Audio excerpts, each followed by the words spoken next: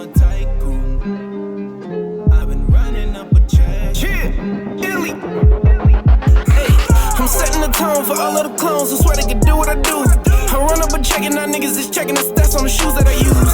I'm with the who's of the who's, dropping them clues like glue. I wanted the money, it came with the pie, that's how I became a tycoon. I put the work in and that shit is working, I swear you can see the results. This shit is alchemy, first they was doubting me, now niggas follow the code. I'm with the who's of the who's, dropping them clues like glue. I wanted the money, it came with the pie, that's how I became a tycoon. These rappers be thirsty for clout, speak on my name and I'm in. My life ain't all peaches. It was just surrounded by prison gates and speeches. These bitches still leeches, it's a fact in my thesis. Everybody reaching when they know you seeing paper like the preacher, nigga. You wanna know about my past? I was young and crazy as fuck, stressing crazy as fuck. Oh, you think I'm making it up? Used to have many friends and ended up by myself. And when I did believe in God, I was praying for wealth. They say life's a game of chess, shit show play like animal. Class clown in school, but on the block I was an animal. Eat beef like Hannibal, no help I dismantle you. But when construction needed sticky black, I bring them hammers through. Thought I never seen prison, but we was introduced. Shit, and Carmen is a bitch, I hate I let her seduce. Big rope around my neck, it's an iced out noose. I ain't been eating real healthy, but I'm rolling up fruit. I'm the real deal truth, y'all gimmicks and spoofs. I'm getting topped off crazy in the whip and no roof. This life, I gotta live it, you cannot do it for me. Won't waste a second on the bitch who never did nothing for me. Growing up as being a man, y'all think it's aiming a gun. I put my hands on his mama, I had to explain to my son. You take the pain with the numb, take the rain with the sun. I had the dead that owe me, my new life has begun. Peace. Chip, Beezy Bars. Let's go. He said, "Karma's a bitch. I hate I let her seduce." That was the best bar in there for me, bro. He snapped. You know, thought I'd never see prison, but we wasn't adduced. That's big facts. All right, mic check. You're now locked and loaded, ready to get busy on the R414R podcast. I am your host, the 414 Tycoon, aka the gang is kind of rap, Illy. And joining me as co-host is my lyrical brethren, the verbal executionist and hood certified street team Hectic. These episodes are brought to you out of the Third Ward Studios, owned by Lethal of Knack Music. And last but never least, we got SG Films behind the lens. So without further delay, let's start it up and get these 414 hip hop topics making noise. Heck, what we kicking off with for today? Yeah, that was Beezy Bars with the introduction, man, with the freestyle. That was an actual freestyle. He wasn't in front of a mic. No, he was literally just spitting live. That was decent how he did it too. Illy brought him up, bro. I never heard of him. This is gonna be the first time ever hearing. That was my first time ever hearing him rap, and that was dope. So you wanted to check out his album? Yeah, I was actually just scrolling through Facebook. I can't remember who shared him for my friends list, but I was like, oh, okay, let me see what this album's about. And then lo and behold, he's a Milwaukee artist. So I was like, oh, I definitely got to check this out. Go on to his page, and he's just hella promotion on his album. So I was like, let me listen to the album. Right off the bat, the first song on the album, I was like, dog, it's nice. The production is nice. The lyrics, I mean, you could tell this man's been spitting for some years. So, you know, we'll go ahead and play that first song on the album. The album is called Rated Bars. Rated Bars. Oh, I just got on my dumb ass. I've been here looking at the picture and I didn't even think about it. I'm like, what the fuck does that mean? Nigga, rated R, rated bars. Right. I'm stupid. I just got it for bars. Yeah, no, and it's like kind of he clearly has been in prison or he's been locked up. That's what the whole cover art is going for. Yeah, he got the icicles hanging off. It's a cold world. I feel that. The first one's called The Villain. Hella notepads and books on the side. Oh yeah, I didn't even notice that shit. So he was writing. A wordsmith. You know, Beezy Bars we talked about last episode. You know, Beezy Bars, Rated Bars. This is his album. This is the first record. It's called The Villain. Let's go.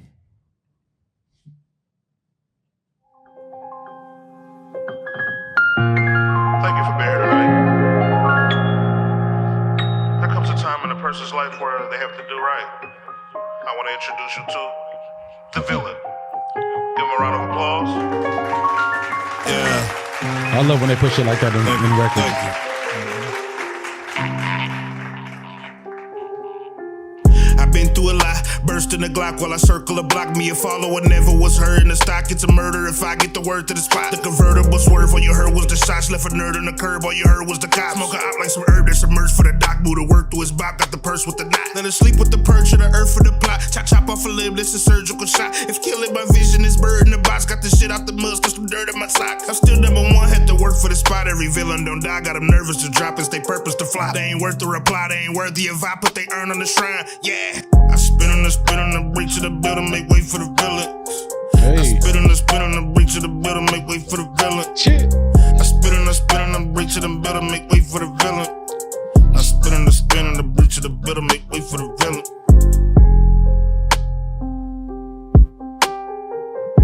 I don't know who made this beat. This shit cold. Yeah, that beat is fucking cold. Now grown man shit, big man shit, big boy shit. Let it play through real quick. Easy bar, South Squad. Yeah, he left a lot of them out there. Freestyle, bro. We can freestyle on it. Yeah, that beat cold. Make no mistake, you rappers are not safe. Yeah, so, and that ties in with another topic that we're going to touch on a little bit later in the episode. But yeah, what did you think about that?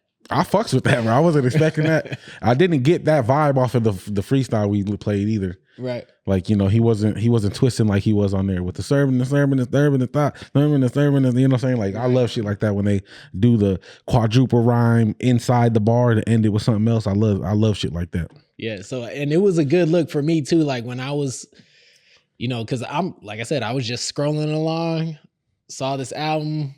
I was like, all right, let me check this out. And then it's not too often you get hit as with new music that's like code. You know what I'm saying? Usually it's like, okay, I can see this person's still developing, you know, but when somebody comes along like that and the shit's fire. I see what you're saying. Like you could tell he's seasoned as far as writing the words and getting them out. The delivery was on point as fuck. Like you could tell, you could definitely tell he been rapping for a minute. And it was good. Wherever he recorded that, it sounded good. It wasn't fucking like trash at all. The creativity in the beginning with like I love shit like that when they do like the little introduction, like skit kind of intro into the record. Right. That's one of my favorite shits, especially when they incorporate it well. I even like samples from like speeches, like MLK or Malcolm X speeches or something they'll put in there, and then the song will drop. I love shit like that. Yeah. And then the beat came in out of nowhere. I was like, the piano was cold, but then when it dropped, that shit was nice. Yeah. Shout out to BZ Bars, bro. I'm gonna go check out the whole album, man. Maybe we'll do a whole album review. We gotta start doing reviews. So yeah. Shout out to Fam, bro. That's what's up. Shout out to Milwaukee for having talent like that just hidden. People don't even know, bro, that you would think that there's no music like that coming out of the city if you was to listen to what was quote unquote popular. Yeah, or whatever the pop culture music of the time is. You would never think people in Milwaukee rapping like they rapping, bro. That shit was. I was literally again. I was scrolling on Facebook yesterday, and somebody had posted that they were just. It was Wave Chappelle, so he was doing like it was a small reel clip, and he was like, you know, there's a lot of dope artists who don't really make the quote unquote Milwaukee sound. And then somebody had commented on that post and they were like, if it ain't the Milwaukee sound, it's trash. And he was like, nobody asked you. Nobody asked you. You know, but that just, you know, it just goes back to like, a lot of people think there's just one sound that has to come from Milwaukee, and we are so versatile, vast that. Well, you know, I get it in the terms of we're trying to find an identity, you know. Right. So I get it because it's cool. I think it's cool that we have a sound. Mm-hmm. Like I love that because it just adds to another. It's like a fucking wearing like a Bucks jersey when you go to Florida or something. Like, you know, you on vacation. And I got my whole shit that say Milwaukee across it. You know what I'm saying? Right. That's the same kind of representation, if you ask me, about when you got a sound to your music. You know, New York will forever have boom bap, fam. You know what I'm saying? Like they have that. They're like, nigga, this is from us. We came up with this shit. So they get to claim that. So I like that, bro. Like that's some, you know, the West Coast, Dre and them, the way the funky, dope, you know, synthesizers in the back, you know what I'm saying? They got their own. So like, I love that shit, bro. I love all that. The Bay Area shit, you know, the Not Like Us, possibly one of the greatest disc records ever made in humankind. You know, but it's a sound, you know what I'm saying? So I like having that, but I see what you're saying though. You can't box the whole city into that. Yeah. You know, like I think we feel that way because we're lyricists. Yeah. Like I feel like if the style that did represent us was like some super lyrical fucking MC shit, we'd be like, hell yeah, that's our style. We all rap like this, you know what I'm saying? But since it's not like that for us, I think we have more of a tendency to be like, don't box us in, bro. We can rap too, you know what I mean? Like, yeah. So. And I just, I really like when lyricists get on the quote unquote Milwaukee sound type beats, you know what I'm saying? That really low end type shit, and they're really spitting, you know? So no, facts. If it was that, like you said, if there's some lyricists out there that I probably want to claim it more. Yeah, you'd be like, hell yeah, bro, this our shit. Yeah, nigga, I'm from Milwaukee, you can't tell. You know what I'm saying? Like, you don't want to say that. I mean, not that I wouldn't say that because I fuck with it, but yeah, you know, a lot of that shit, I'm not going to be like, hell yeah, that's us, bro. That's what we on. Like, nah, I ain't on that. You know, so. But, so this week on the, for the episode, we want to highlight a lot of the Milwaukee essential R&B artists. Ooh, yeah. There we go. Ooh, yeah. Hex first on the list. You know, I be singing, bro. I'm the greatest shower singer ever was, fam. But we got 3 heavy hitters this week. So I'm going to go ahead and let you introduce them. All right, we're gonna go down the list, bro. I'm just going to give y'all the first 3. No, matter of fact, fuck it. We just going to pop off with Montre. Let's go. Shout out to Montre. I had actually went to his I want to say it was like a Scary Hours or some shit like that. Yeah. I don't want to say it wrong because like I feel like Drake had like something that was like kind of the same name. This is not Drake. This is from the city of Milwaukee, Montre. And I remember when I listened to that project from Montre, I was like, oh, this is fucking nice. You know what I'm saying? Like his songwriting skills are impeccable for sure. You know, so and he is actively trying to be placed on major placements. You know what I mean? Like he wants his records to be out here. He's actively shopping them out, trying to, if I'm not mistaken, he might not even be in the city right now. If I'm not mistaken, he could be, could not be. I know he left out of town before though and tried to, you know, expand his reach with who he's writing for and shit like that. So right.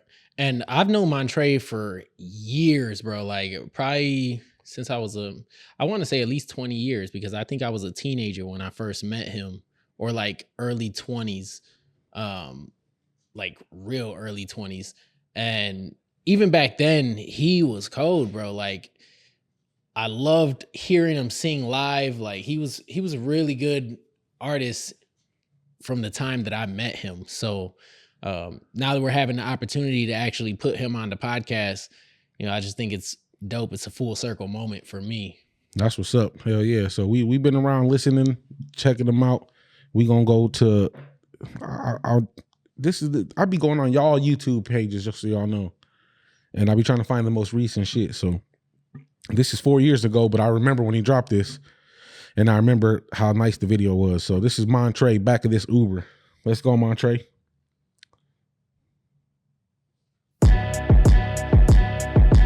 Girl, we ain't way too lit. Tell me how we gon' make it to the crib. Ooh. On top of that, girl, you look so good. With that red lipstick on your lips. Ooh. Can't wait no longer. Girl, I wanna give it to you right now. Can't wait no longer. Tell me if you're down for a little PDA. The bedroom is like 30 minutes away. The driver won't know if we play. In the back of this Uber, you gon' get good loving. Don't you make a sound. You gon' get good loving. Girl, it's going down. He might get 5 stars and a tip if he ain't like it. Ooh.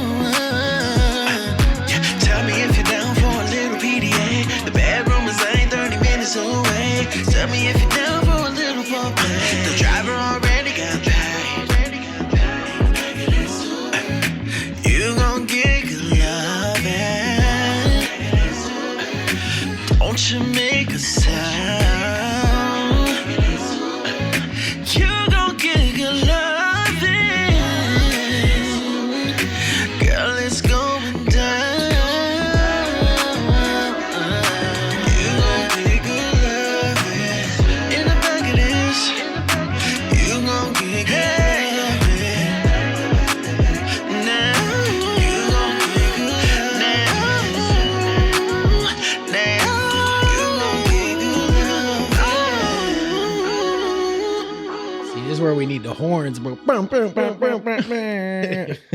That shit cold, bro. This nigga was about to put out a whole show for no bullshit, bro. Hey, first and foremost, like I said, I remember when I seen this first time, I was like, that's fucking a very crispy visual for that. Shout out to that was Philly Flyboy did that. Made the city look super nice with them drone shots and shit. But Montre as a songwriter is fucking spectacular, bro. I listen to a lot of like 90s R&B and shit. Like straight up, I listen to that shit all day, all the time, fam. I actually been on my Mariah Carey, My All kick. I've been listening to that song once a day for like 2 weeks straight. Sometimes I just pick a song and I just be listening to it all the time at work and shit. But that being said, I definitely consider myself not an expert, but since my fandom of R&B is so high, I definitely know what I'm talking about because there's R&B songs that are trash. You know what I'm saying? Yeah. And he can write. He knows what the fuck he's doing. And I think people sleep on how much it takes to make an R&B record sound full like that. Right. You're not they don't rap. You know, we do ad libs and little, oh yeah, mama, you know, shit like that. You know, we do rap shit. That's different. When you doing this R&B shit, bro, you got to layer that shit, bro. All them little shits, subtle fucking 4-layer voices in the back that's coming up, and you're doing like, and then if you're doing that with one person, like you're literally harmonizing it yourself, that's a lot of fucking work, bro. Like it's not a simple task, bro, to make that shit sound like that. So, you know, the expertise on that is there with Montre. You know, he be writing, fam. He's a real songwriter. So, and for me, like it's, you know, I'm no expert on R&B music by any means. So definitely take what I'm about to say with a grain of salt. But I like a lot of music like Kim. He's like one of my favorite R&B artists. And he, like, for what I feel like I'm hearing, it doesn't seem like he does a lot with effects and shit like that. You know, so when R&B artists use a lot of effects, I feel like it takes away from what I'm getting from the record. So like, and I've heard Montre, like, I've been to live performances from him, you know? So like sometimes when I hear some of his music, I'm like, he didn't really need that. Like, I know what he sounds like live, you know what I'm saying? Like, but you know, I see what he does. He does do that. Some people like that, you know, heavy auto-tune sound and shit like that, you know? So, and that's why I say, take what I say with a grain of salt, because like, I'm no R&B enthusiast by any means, you know? No, shit. That's a valid point. I definitely feel that way, you know. I'm trying to think of a super, super popular song that I felt that way about. I know it's out there. I can't think of it off the top of my mind, but yeah, no, I feel that same way. I feel like if you don't need it, don't do it. You know, I feel like that in anything, rapping, anything. Right. You know, if you don't need the auto-tune, don't necessarily use it. But yeah, there's a place for it. If I can't tell, then I'm cool with it. Right. But like, I get around like my fucking engineer friends and shit like that, and sometimes I'm like, yeah, he snapped like it's auto-tune. I'm like, what the fuck? And I didn't even know. You know what I mean? Right. So if I can't tell, I'll be like, shit, that's cool. But I think he does do that sometimes. He has and a couple on some songs records, like the auto-tunes, it might not have been needed, but like they put it on there and then it fucking just completely elevates it. Like T-Pain is like notorious for that, you know? So like fucking to each their own, you know? But he's definitely, you know, he's cold without it too. You know? No, facts. So I've seen him many times live. All right, man, we're going to do a second one. Montre, Please You. This is, why do I feel like he had more video? Bro, I don't know if YouTube is like, if I'm like blackballed on YouTube or some shit, but I feel like I can't find nobody shit on YouTube, bro. But we going to go to Please You. It's official audio. Montre, let's get it.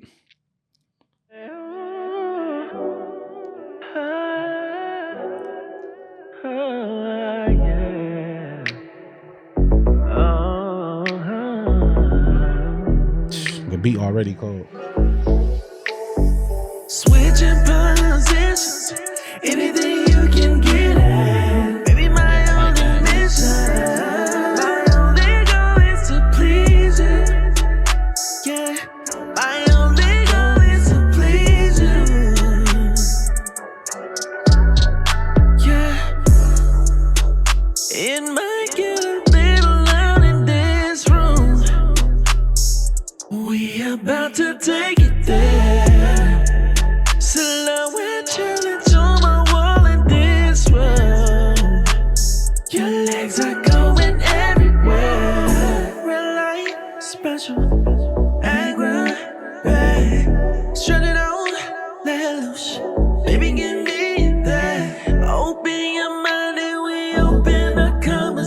soldier. Circus Soleil, I do ya. I promise, baby, I'll school ya. Switching positions, anything you can get it. Baby, my only mission, my only goal is to please you.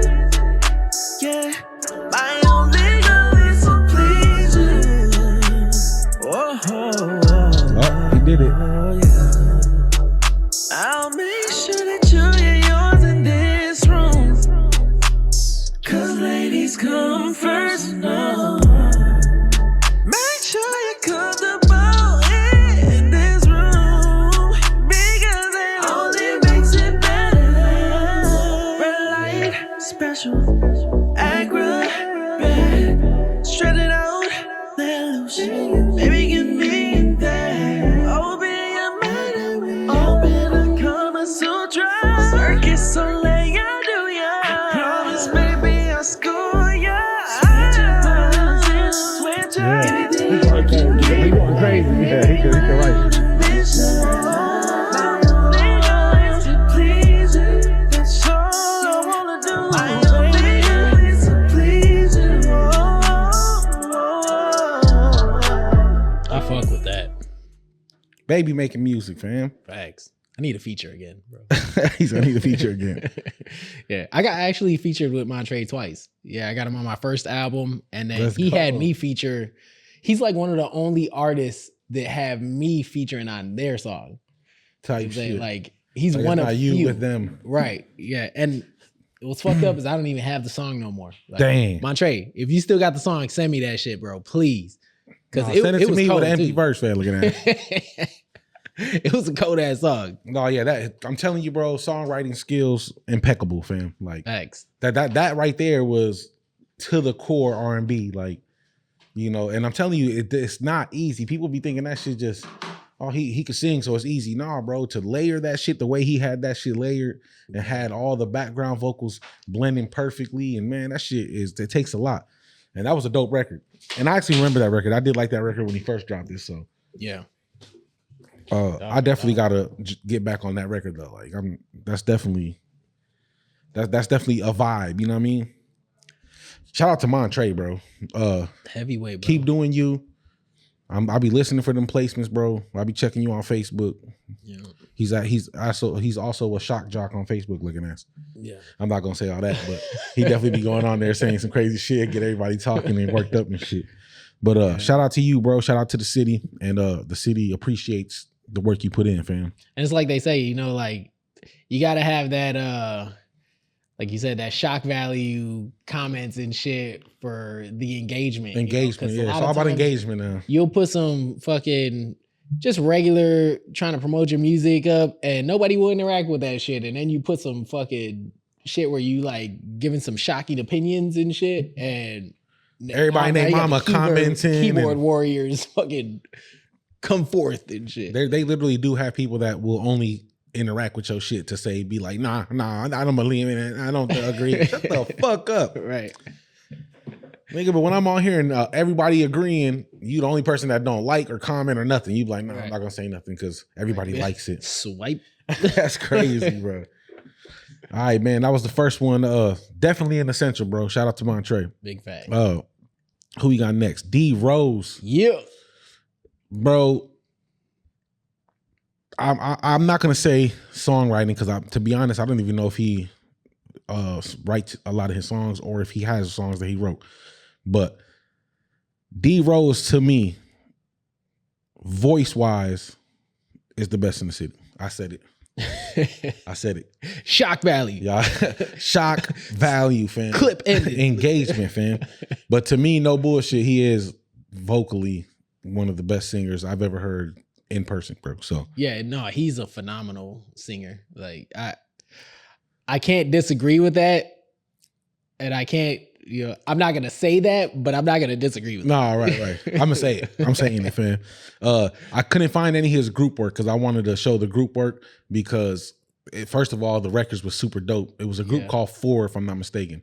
I feel like I'm saying it wrong, and I hope that's not why I can't find the videos and shit. But he was in a group. It was called Four, if I'm not mistaken, and that shit. They had two records that was so cold, bro. Like they had one that was like more of a bop, and another one that was more like super R&B, like love making type shit. And D Rose was killing all y'all, fam. I mean, it's just facts. He was on there. If you watch this up, episode, put some of the links in. Well, yeah, Juice definitely know. If you know where them links are at, man, listen, man, I'm about to hit Juice up right now when we play the first record. Hey, no bullshit though. D Rose to me vocally is one of the greats, fam. So yeah, no, definitely. You know, and this song, hopefully he proves it, bro. Don't let me down, fam. No, I'm talking shit. But this is D Rose, Till the Day You Die. Damn. When I said you like that, it changes the whole implementation of that word, bro. Till you die. Till you die, I'm with you, fam. Let's go, D Rose.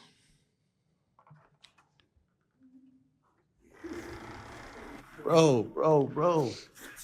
Look at fam. What's going on? Yeah, you ready, man? You ready? I'm ready. They ready? Hey. All right. But one thing real quick. You do know who the judge is, right? No. Who?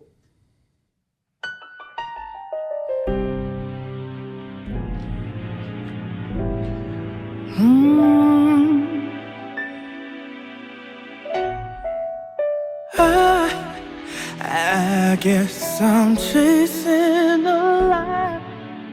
Just right away, you can fucking tell. It's the last time I believe.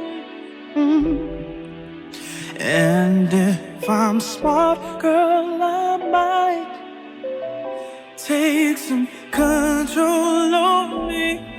You see, girl, I feel for you deep inside of me. That's why I say I'll let you go your own way. I'll be fine. I won't be worried, won't pay you no mind. I'll be alone in my life, loving you till the day that you die, till the day you die. That's what I'll push my ego aside. I pray to God I'll survive. Is this what you feel like? I'm broke till the day that I die.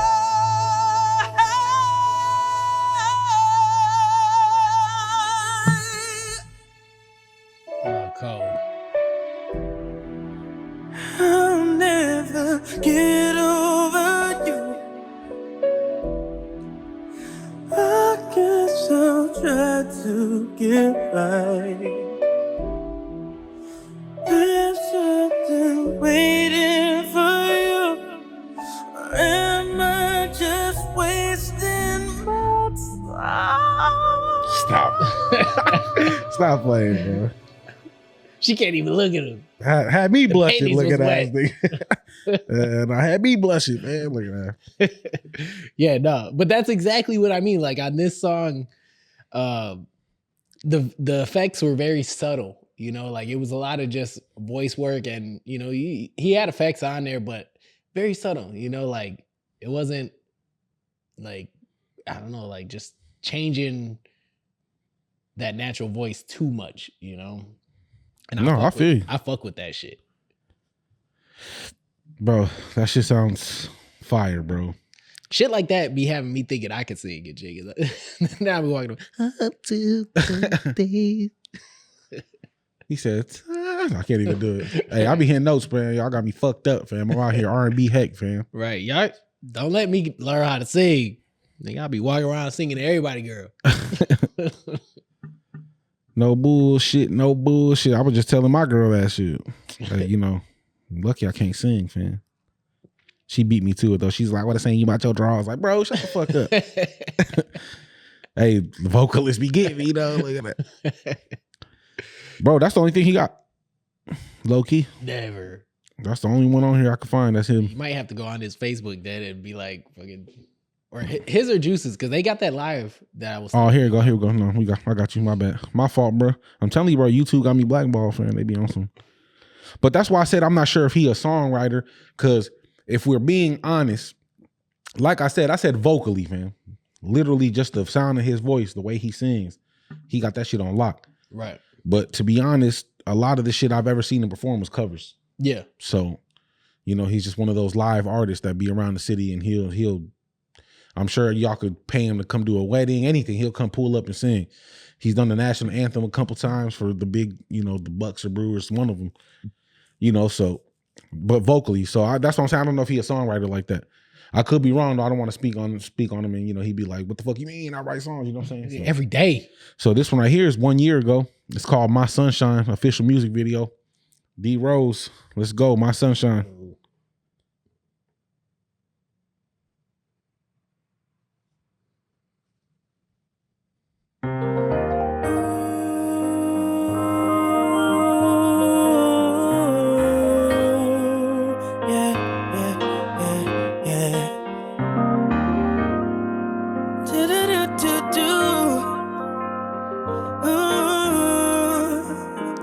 The Mario, bro.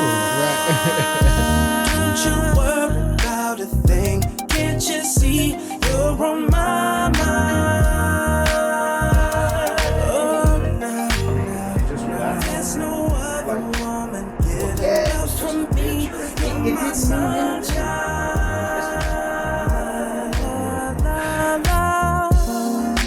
Please, oh please, don't walk away from me. This is very R&B. No, I know. I hear this little two-step in there. Yeah. To make you see that you're the one for me. Time you seem confused. Okay, nigga stepping in that moment. Hey, must you be confused, my love? There's no one can make me smile nor drive me wild like you do. That's why there's no other girl but you. Worry about a thing. Can't you see you're on my mind? Oh, you're on my mind. There's no other woman getting love from me. You're my sunshine. Ooh, baby. When I look at you, I see an angel love. You're mine, oh mine. And it makes this life worth living without thinking of the troubles this world can bring. So tell me, why would I make the mistake? Dangerous in the morning. Losing you. Can't let that happen, baby. 'Cause that's what would happen if I were to cheat on you. Yeah, listen, I'm telling you. Don't you worry about a thing. Can't you see you're on my mind? Yes, you are. Oh, baby. There's no other woman getting less from me. You're my sunshine. Okay, this is a unique thing that I just went through in my mind. This was more of a songwriting type of structure, and I don't think I could really super separate him and Montre from being on those records. Like they're, you know, vocally, I think he got Montre, but since when he does a song like this, you really can't tell, you know, because he didn't have anything in this song to showcase that live, Right. you know, range that he be doing and shit. So that could be a thing. I don't know. I just came up with it now because I'm listening. I'm like, okay, I put him up pretty much above all the R&B singers in the city. But then when he did the song written, kind of structured the song, because the first one was more of like a live. Yeah. I don't know I don't even know what to call it really. But it was more of like a, you know, not too much of a beat, not too much of, you know, he was just literally live singing and, you know, hitting different ranges and notes and shit. Right. This one was more of like a record, and it didn't really sound, you know, too much elevated from anybody else's shit in that form. You know what I mean? So right. And that's why it's important to have both of those pieces of content. You know what I'm saying? Because yeah, if we're just getting one thing from an artist, that's gonna, I guess, put our perspective of them in a box, as opposed to how he gave us two different types of a sound. yep, Then we're like, all right, fucking, you know, if we're hearing majority just his actual vocals, maybe a little bit of fucking editing on them or a little bit of mixing with it, but it's very close to his just normal stage vocals. facts. Then we're like, shit, this motherfucker got range. But if we're hearing a lot of just studio shit with heavy effects on it, then we're like, all right, well, how much of that is really, you know? Yeah. So, but No, I low-key, agree. the girl in the video, she reminds me of the girl from the Good Burger movie. Look at that. What's her name? I think it says Sher Jackson, Monique from Good Burger. Yeah. I know who you're talking about. That was stupid. He said she looked like her. We're talking about the music, Illy. God damn it.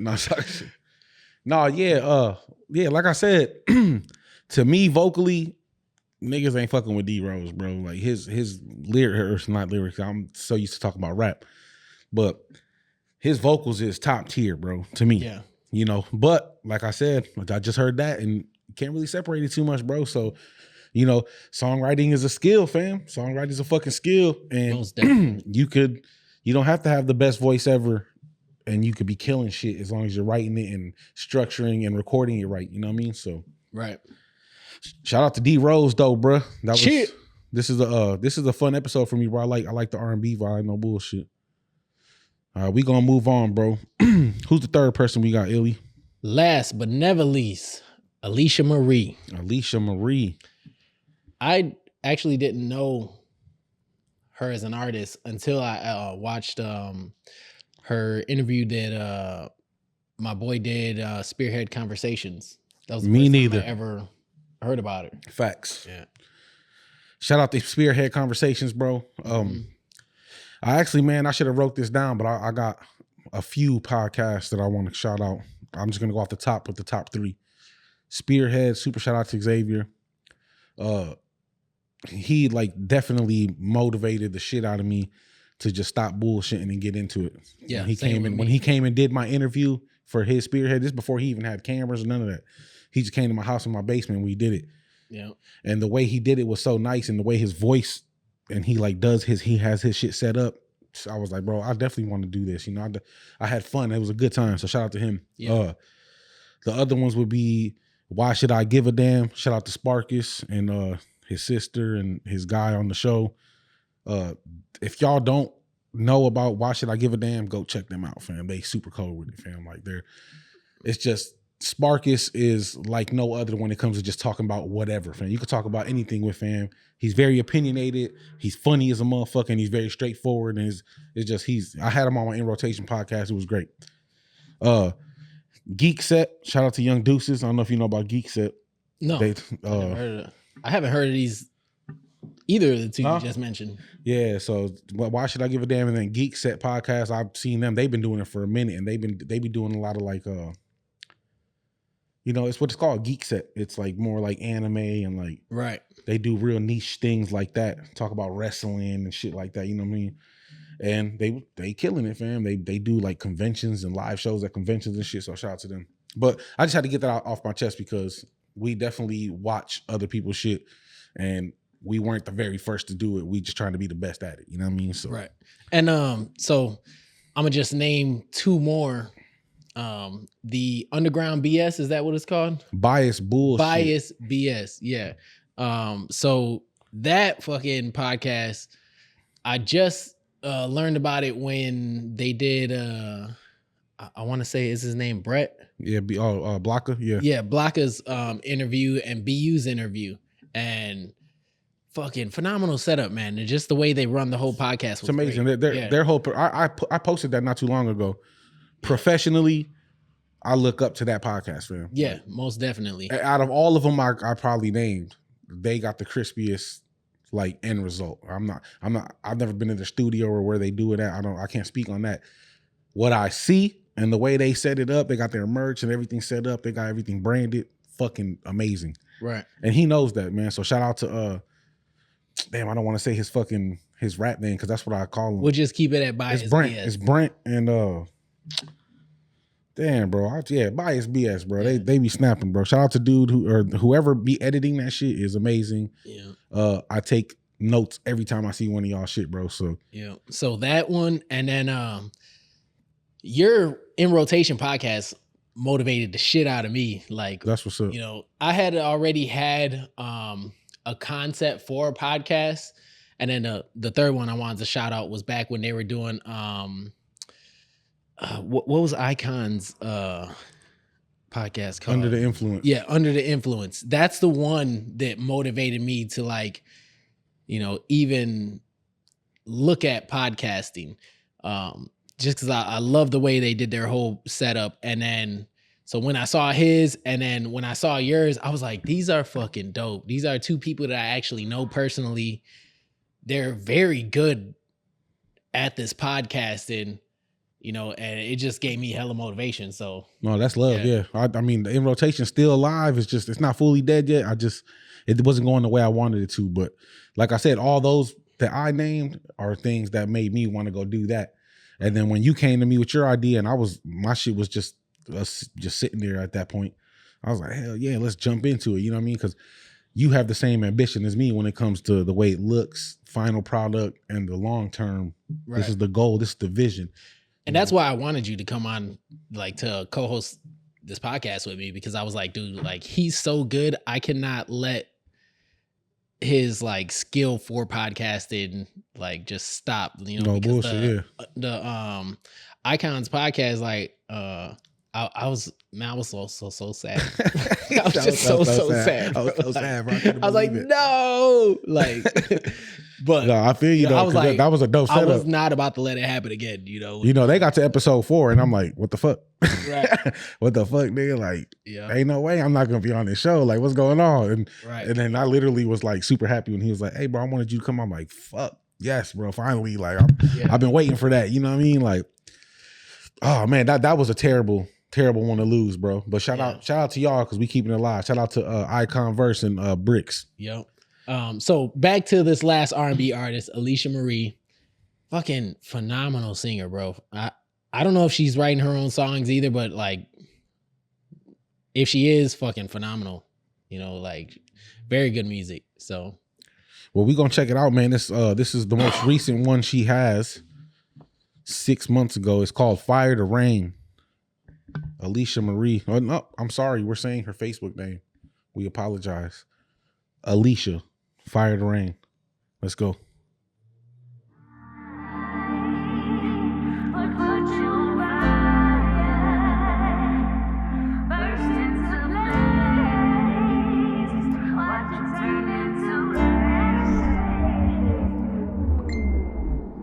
The misery crawling through your skin. I was far from what had you so poisoned. Far, far, far, far. With you I felt the lowest I have ever felt. It was then that I realized that snakes hide so well. Repeatedly mistreating me like I meant nothing. Questioning my own worth while you pulled me through it. I wouldn't put you out if you were on fire. I'd watch you burst into flames as I admire the beauty and the pain that you caused me. The lessons I had to learn to love me. Mention me every chance that you have, as if you weren't the cause to my toxic habits. Thought that I'd fall like the rest of them did. Now you hear of my name without even trying. Misery loves company. You see the way you ran your mouth like every bitch in your family. Easy to see the apples don't fall far from the tree. You reap what you sow, and God don't play about me.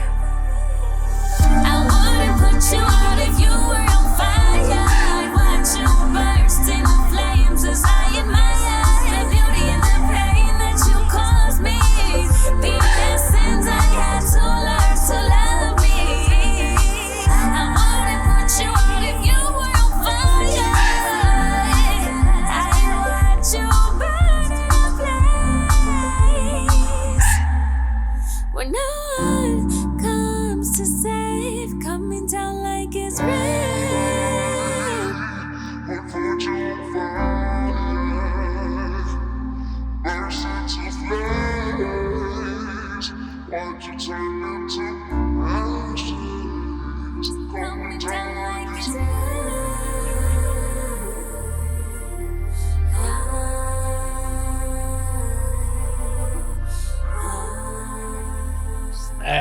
She said, "You running your mouth like every bitch in your family." Damn.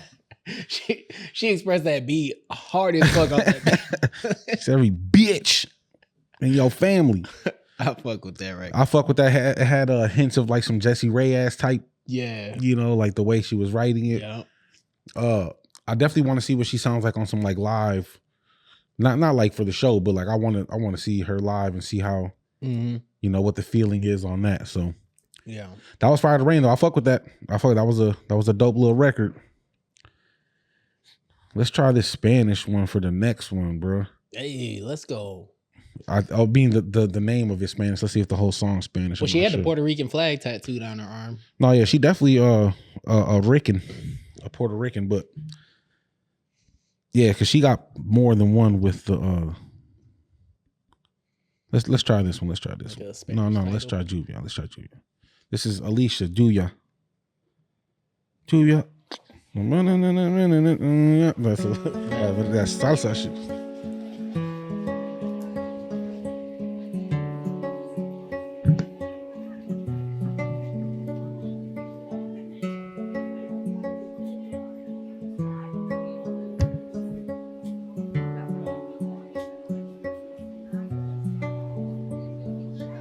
Held my rainy days, seek you through faith, we'll meet again.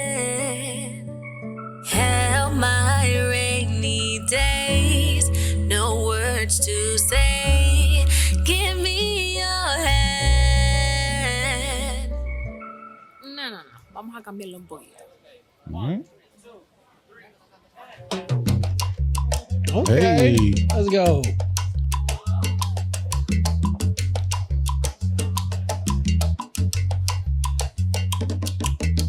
Ayúdame en los días de lluvia, te buscaré con fe. Algún día nos volvemos a ver, la tormenta pasa y aquí yo estaré. Ayúdame en los días de lluvia, te buscaré con fe. Algún día nos volvemos a ver, la tormenta pasa y aquí yo estaré. Count my rainy days, some days it's hard to say if I'll be okay, but I'll push through 'cause I got you. Count my rainy days, Oh, she seek you snapped. through faith, we'll meet again. Held my rainy days, no words to say, give me your hand. Hazme sentir la paz interna. Oh, she snapping. No hay tentación que ver. Yo siempre aquí estaría sin falta. Yo te debo mi vida, un día sanaré. Ayúdame en los días de lluvia, te buscaré con fe. Algún día nos volvemos a ver, la tormenta pasa y aquí yo estaré. Count my rainy days, some days it's hard to say if I'll be okay, but I'll push through 'cause I got you. Todo el mundo con las manos arriba. Let's go. 1, 2, 3. That's cold. She a dog, bro. Yeah, she snapped.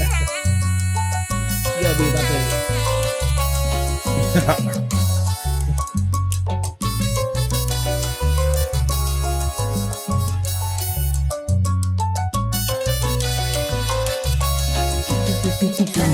My rainy days, seek you through Fire. Bro, the fact that she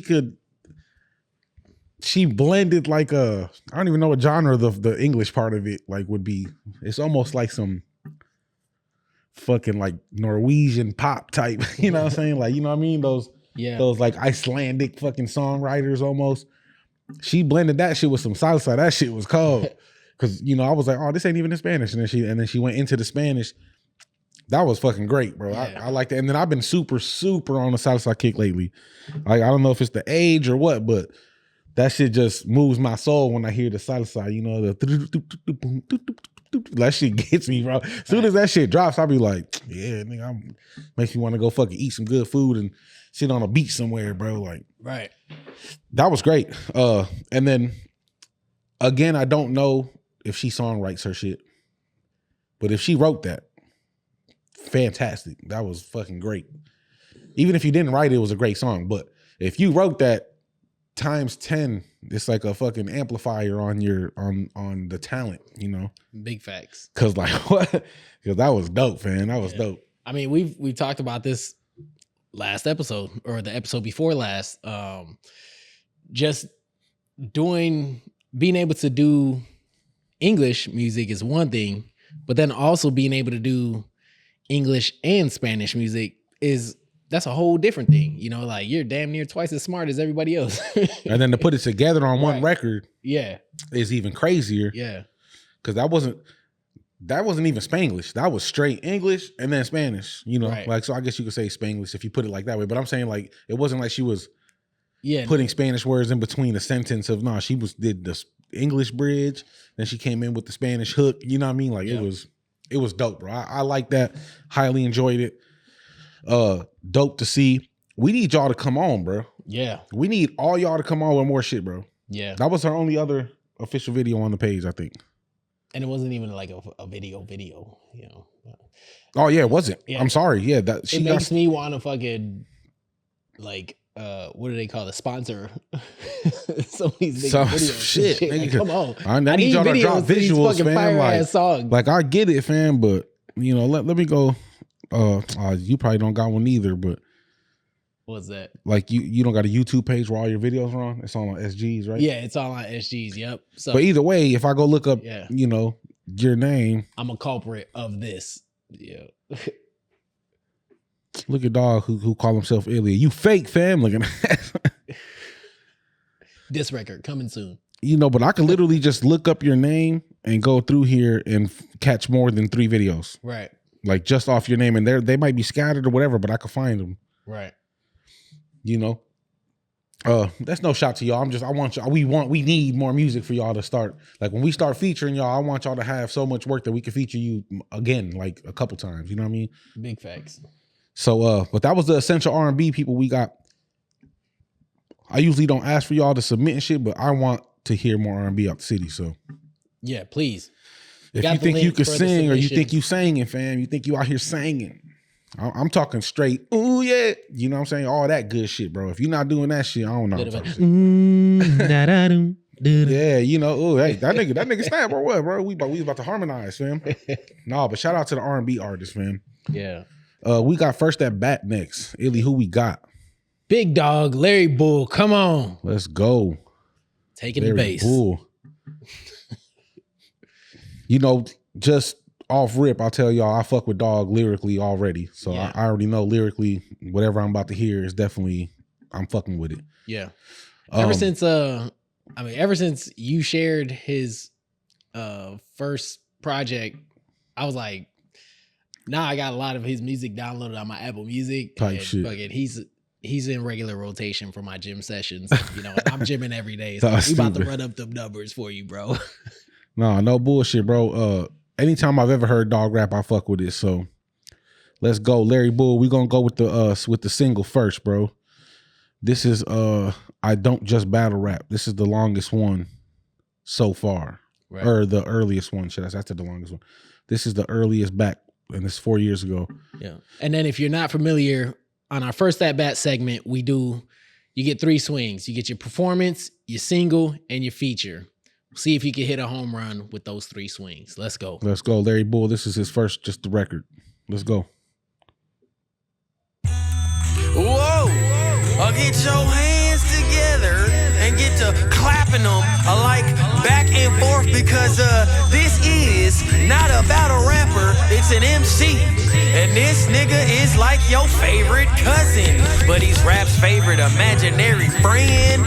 Check him out and he goes by the name of Hi, I'm Larry. Nice to meet you, how you doing? I've been here for a while, but need reintroducing. I hail up in Milwaukee, Ville-side be the movement. I started battling and things became confusing. You motherfuckers acting like I ain't out here with the music. I started battling to boost the platform and do shit. Become a nuisance. Upon your timeline, they view this because I do this. You niggas spit, I'm leaking fluids. Don't call me Brutus, cause off the seas of how I spew this. From the dungeons with dragons, elf gnomes and druids. Sicker than lupus, but more accurate than Cupid. Until you new kids, Larry not real, but being foolish. I'm on some new shit, like dipping carrot sticks and Cool Whip. Most rappers be lying and they ain't even met Lucius. You can't refute this. How many niggas really shoot shit? Niggas claiming slime, but they steady wiping mucus. This shit is stupid. That's why I'm here for all you new kids. Got beef with Judas, and you can tell him that he brewed this. Embrace the newness. That's why I'm here for all you students who love the rapping. The flow's flipping in a fashion. Boy, it's time for action.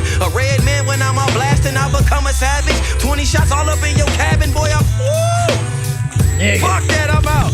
That's all I have for you niggas, man. Larry's not real. Y'all thought I was gonna come on here. Got beef with Judas, and you can tell him that he brewed this. Come on. He said, I'm on some new shit, like dipping carrots in Cool Whip.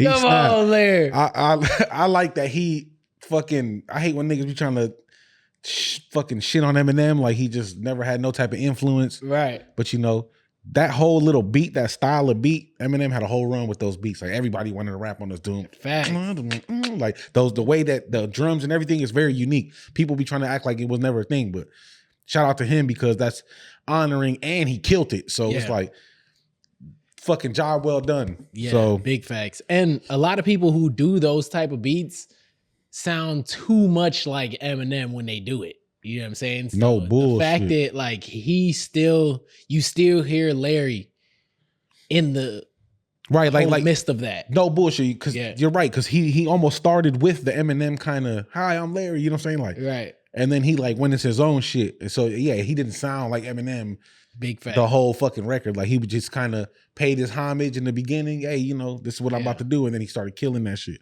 Yeah. Again, he said, I'm on some new shit, like dipping carrots in Cool Whip, fam. That's creativity, fam. That's creativity, fam. I'm gonna go now and try to put it. Some cool bullshit. See if we talking about something, fam. Niggas be coming up with some good shit, bro. I'm telling you, fam. Shout out to that. That's on base for me so far. You know, we'll get to that. Real quick, do you dip carrots in anything aside from ranch? Ranch, nigga. Yeah, there's no fucking ranch, man. If you dip your fucking carrots in anything, if you dip carrots in ketchup or some shit, I dip carrots in peanut butter. Bro. I was just about to say, bro, if you dip in anything other than ranch, bro, you acting funny, fam. I'm on some new shit, bro. He on some new shit for real. Nah, but yeah, he definitely on base for me with that one. So we gonna go to the feature. This is LL Cool G, Ungrateful, featuring Larry Bull. It's on LL Cool G's album, Cold March 8th. And this is going to be Larry Bull's feature for the First At Bat segment. Let's go. This is Joey playing badass. Nigga not unique. Man, this nigga's... Oh, my bad, y'all, my bad. Olem gang, nigga. Thought I had it, too.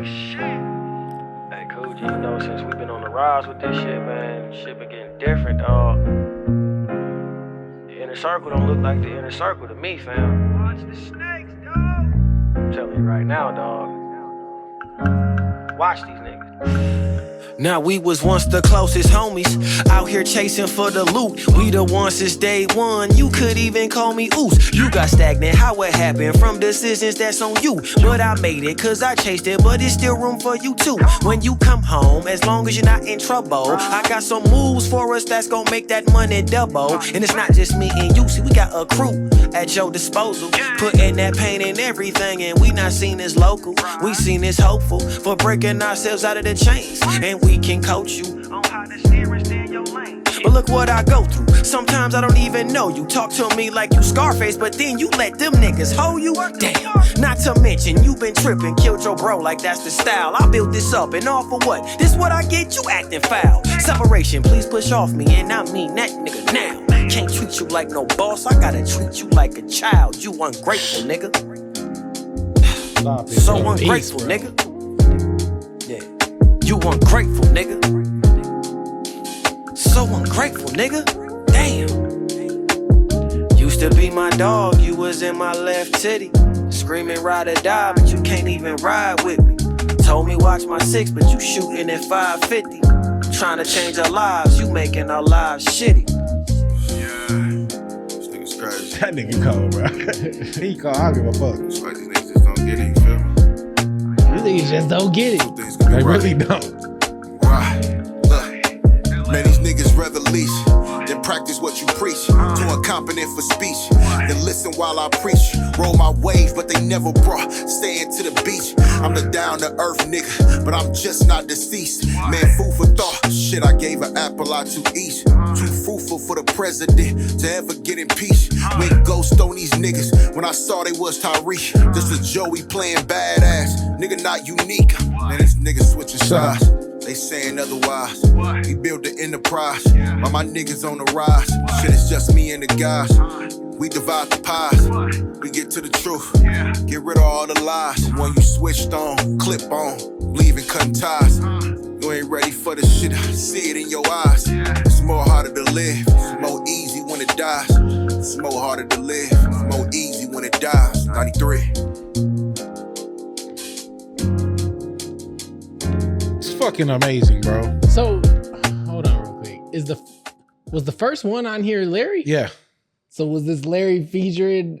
No, it's him featuring Larry. Because I'm like, bro, that shit was fucking hard, bro. Hey, listen to what I'm saying, bro. If I don't know what I was doing or where the fuck my mind was at, but I don't have many regrets, right? It's not really even a regret. I'm just gonna say regret for the lack of better words, but I highly regret not searching out more and being so like, I'm all about me. I'm all about us. You know what I mean? right. Yeah, Because I could definitely make some good ass music with both of them. Yeah. That shit was fucking fire. Yeah. The whole sound was on point. The song was cohesive. The whole shit was fire. I'm adding that to my show. Now I gotta go check out LL Cool J. I gotta go check out that album because that shit was phenomenal. Bro, that he was actually the one. Remember we watched the one of the first rap draft freestyle. Oh, yeah, and yeah, I was yeah. like, that's the Hoodlum Gang. I Okay, didn't know his name, yep. and I said I want to say that might be LL Cool J, but I didn't want to say if it wasn't him Right. because I don't think I ever met Fan person to person yet, and maybe I have in passing, but I never was like, oh, what up? I'm hectic. You know what I mean? But he cold too. Their whole little clique is with the shits, bro, and I think they be battle rapping and shit. That's why the first one was called "I'm Not Just a Battle Rapper," you know? Right. But that shit was great, bro. No bullshit. There's not too many songs where we be coming across on this shit yet. You know, like this to me was like how that Mad Static, like, obviously that was way more geek because that Mad Static Hold Me Down Right. shit was lit, you know? But this, like, the content, the motherfucking, the whole vibe of the song was on point. Yeah. And the production was great. The engineering was fucking great. That was just dope, fam. Yeah. And lyrically, like how I felt about that record, he was actually painting a picture in my mind Facts. about what was going on. So I fuck with when artists do that, you know, and we talked about that on previous episode, you know, artists not being able to actually take you in a story or, you know, because he was talking about, you know, how his guy is doing some fuck shit, you know, like, and, you know, and he's trying to be on the right path and, you know, be down for the crew and shit. But yeah, you ungrateful, nigga. You don't really care, fam. Right. Nobody really does anything for you. If you ask anybody, you let them tell it, bro. Nobody really do shit for you. Right. You know, so, and he painted that picture perfectly with that verse. I fucks with that, bro. That was, Yeah. I love discovering shit like that. And to know that they in my city, bro. Yeah. Like to know that y'all here, fam. Y'all from here, y'all representing here, bro. Like I love to hear shit like that, bro. Heavyweights. Let's go. I fucking love it. So that's another base for me. Yep. Got to give it to him. All right, so we're going to go for the last one. Is going to be performance. And this is a performance. It's like a live performance. I think he recorded it, but it is live from what I can tell. So we're going to go for it. This is 3 years ago. It's called Long Live Big Dog in studio performance. Larry Bull, let's go. First at bat. I never thought I'd have to write something like this no time soon. Let alone the clock going by so many times that it's already been 365 days without my nigga. I've never rapped this song more than once in the booth. Please excuse me if I shed any tears. He said that you about to get Because real this with it. Facts.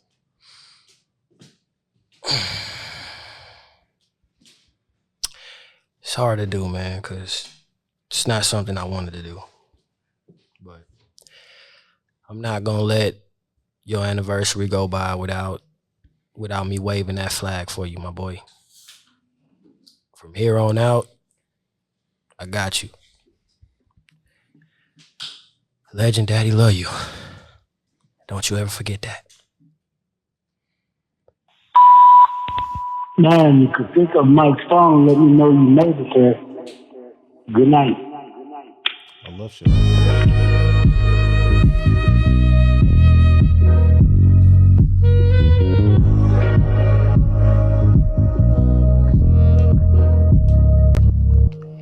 May 8th, 1954, a man came. Throughout time, he would grow to be a legend. East side, how he was repping. Six God, big disciple with big blessings. He stood tall, so come correct. Or his motherfucker smack you across your head and then you sleep. But one thing about him, Pop show love for the weak. And he hated bullies. You fuck with him, you fighting me. All the cousins loved you, especially Muffin giving thanks. That's from real too. And I can't forget lil' homie Banks. Pops, you touch souls and fix lives like Ayana was the toughest nigga, but still a baby to your mama. Now let's not forget, Pops had a lot of baby mamas, but that gave me brothers, beautiful sisters that I honor. We was hood rich. We took the slums and made it crackin', and when times was hard, you bust a move and made it happen. Remember Christmas time? Ain't had no money, this a fact. Come Christmas Eve, room full of gifts worth like a rack. And when I tried to thug, you grabbed the leash to pull me back. Made me change the lane, put all my movements in the rap. Yeah, he made mistakes. Shit, even if he won't admit it, still he tried his best. And ain't complain, not a smidgen, 60 years of life. But yet feel like forever living, plenty death encounters. But yet this nigga kept on winning. Gave me your name, cause you knew I'd be something different. I'm gonna take the torch and run the relay on these niggas. Now they envy Larry, they disrespectful in their speech, but they playing crazy. Ain't disrespectful when we meet, gotta screen the clients. Cause all these demons want my peace, but Pops, I'm ready for them. I heard you clear, won't lose no sleep. It was 3 days after Kobe, then you lift off. Love you, rest in peace. Now repeat after me. Long live Big Dog. Yeah. The message is why is your phone on? Long live Big Dog.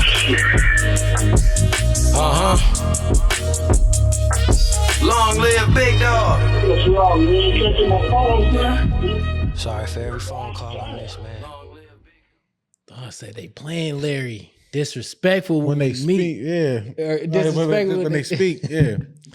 He said they never disrespectful when we meet. That's facts. Super facts. Dog a beast, bro. Home run.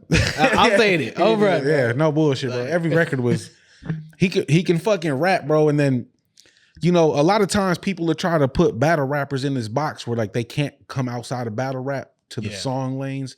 I don't think he has that problem at all. I think he raps fucking just as good making a record. And you don't really get, like, if you didn't know he was a battle rapper and you just heard the songs we played for you, you're not going to be like, oh, he's a battle rapper. Yeah. Which I have heard battle rappers, they can't come off of that, you know, the gun bars and the, you know, you could just tell when a battle rapper's stuck in that, you know, you're just trying to talk shit and hit metaphors and shit. Right. Like, so far, he has concepts in the records, and that matters. So that's so valuable to me, bro, as an MC. That people have concepts and actual shit to say. So and he has it, bro. Like he got it, bro. Yeah. Like What's crazy is I didn't even know he was a battle rapper until recently. Like when I listened to his album Big Dog, like I would have never got like this nigga's a battle rapper. You see what I'm saying? It's like, you see what I'm saying? The song concepts are there, you know. So and it's the whole album is very cohesive. It's fucking, you can listen to the album all the way through and it sounds really good. It's, you know, very well put together. So yeah. And then, you know, when do you agree with that though? That yeah, a lot of battle rappers can't they can't cross over into making songs and shit. Yep. Larry Bull does not have that problem, ladies and gentlemen. He is a fucking MC through and through, bro. He snapped. I always knew he was a lyricist. I always knew he was cold. And then just going through shit like this just makes you dive a little deeper and find shit. Like I just found that feature with LL Cool J. That shit was fucking raw, fam. That shit was like, I love that shit, bro. So home run for me, needless to say, obviously I'm fucking with it. Larry is not real, nigga. That's what his slogan is. Shout out to him, fam. He killing shit. Shout out Milwaukee, fam. All 414 all. Let's go. Let's go. All right, so now we're gonna head over into the topic portion of the episode. First topic, we're gonna go along with the R&B vibes that we started a little earlier, and this is something that I was talking about with my, I guess, employees at my shop, and we were just, having a conversation about dating artists. Now, first question, have you ever dated an artist? Nope, I've always been the artist to date. Look at that. Facts. Okay, same with me. And then second question, if you were not currently in a relationship, do you think you could date an artist? I plead the fifth. No, I'm talking shit. Nah, but I feel like I could not, bro.